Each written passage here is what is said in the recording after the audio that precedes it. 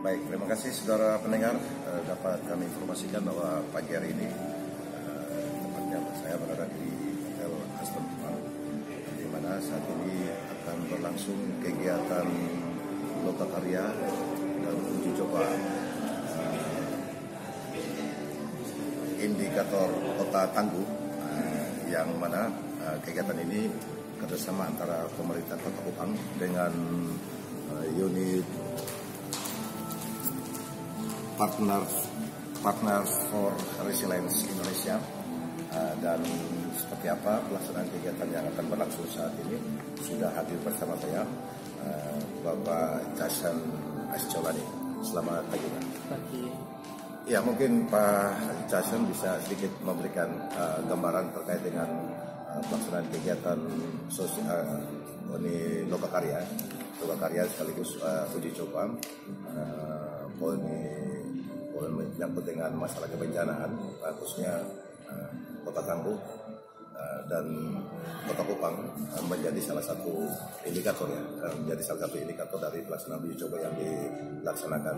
Dan memang dari beberapa waktu yang lalu di Kota Kupang sendiri sudah kerap dilakukan beberapa pelaksanaan kegiatan yang diinisiasi oleh Badan Penanggulangan Bencana Daerah BPBD Kota Kupang di dalam mengukur atau di dalam mendeteksi, karena Kota Kupang sendiri masuk dalam beberapa wilayah segmen wilayah Kota Kupang ini ada yang masuk dalam kota yang termasuk rawan, wilayah-wilayah yang rawan dengan masalah kebencanaan.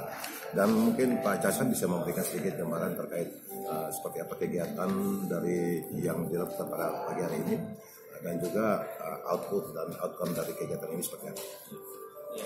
Terima kasih. Kalau selama ini sebenarnya BNPB, Badan Nasional Penanggulangan Bencana, sudah punya indikator terkait dengan kota tangguh bencana. Itu sesuai dengan RPJMN yang sekarang.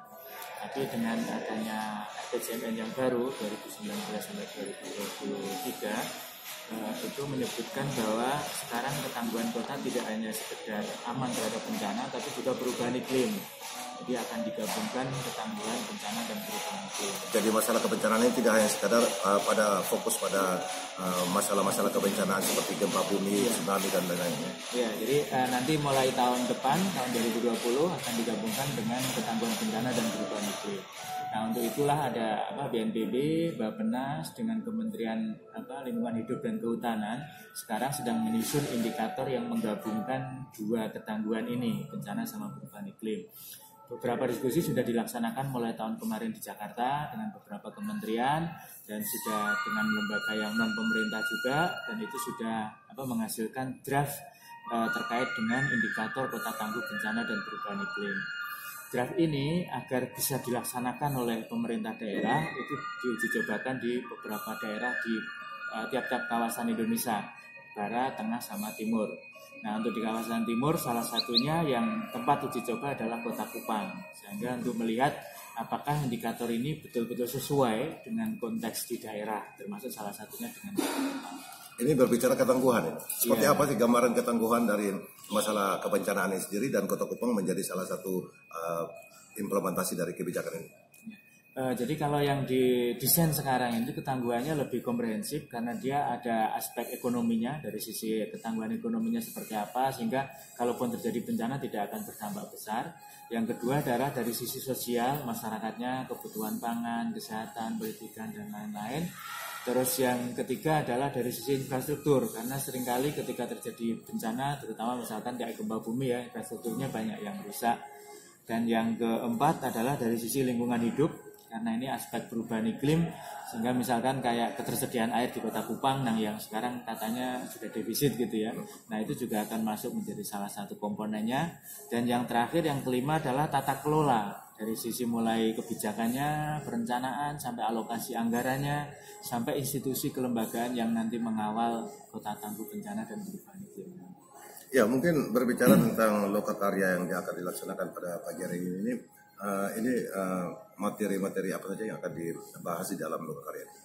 Jadi yang pertama nanti dari BPBD Kota Kupang, mereka akan presentasikan penilaian kota tangguh di Kota Kupang selama ini yang sudah ada. Terus kemudian setelah itu akan kita paparkan juga yang draft indikator dari Bappenas, BNPB dan KLHK. Nanti setelah itu sampai besok kita akan uji coba tes apakah masing-masing indikator ini relevan untuk konteks Kota Kupang atau tidak. Kalaupun relevan mana yang bisa dipakai, kalaupun ada yang kurang mana yang bisa ditambahkan. Artinya 50-50 ya di dalam penilaian ini sendiri. Dan otomatis mungkin dari aspek penetapan Kota Kupang menjadi salah satu wilayah implementasi kebijakan ini, otomatis dari unit partner for resilience Indonesia sendiri sudah punya gambaran. Seperti apa sih gambaran yang terhadap Kota Kupang masalah kota tangguh ini? Iya, jadi kalau dari beberapa diskusi sebelumnya di Kota Kupang sebenarnya ada masalah utamanya kan terkait dengan sampah sama air gitu ya. Dari sisi air bersihnya itu nanti akan terkait dengan yang di lingkungan hidup sama di sosial, seberapa akses masyarakat terhadap air bersih.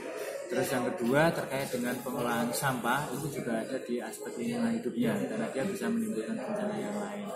Tapi di sisi lain indikasi kejadian bencana di Kabupaten Kupang yang paling banyak juga kayak angin puting beliung atau angin topan gitu ya. Nah itu kesiapsiagaannya sejauh mana? Karena selama ini belum banyak kesiapsiagaan yang terkait dengan angin puting beliung. Jadi harapannya indikator ini nanti dapat membantu pemerintah Kota Kupang untuk menentukan prioritas 5 tahun ke depan. Kira-kira apa yang perlu dilakukan pemerintah Kota Kupang agar menjadi tangguh bencana dan perubahan iklim. Indikatornya kalau bisa tahu apa saja indikator jangan menjadi tolak ukur dalam penetapan sebuah kota menjadi kota tangguh. Iya. Jadi total kalau yang di draft sekarang totalnya itu ada 50 indikator gitu ya, yang dibagi menjadi 5 sistem tadi. Ada sosial, ekonomi, lingkungan, infrastruktur sama tata kelola. Nah, misalkan kalau yang terkait dengan air itu adalah persentase rumah tangga yang terlayani dengan akses air bersih, itu satu. Yang kedua adalah neraca air. Neraca air itu ketersediaan air di Kota Kupang itu apakah mencukupi kebutuhan seluruh masyarakat Kota Kupang. Saya dengar informasinya ini sudah divisit gitu ya, masih kurang.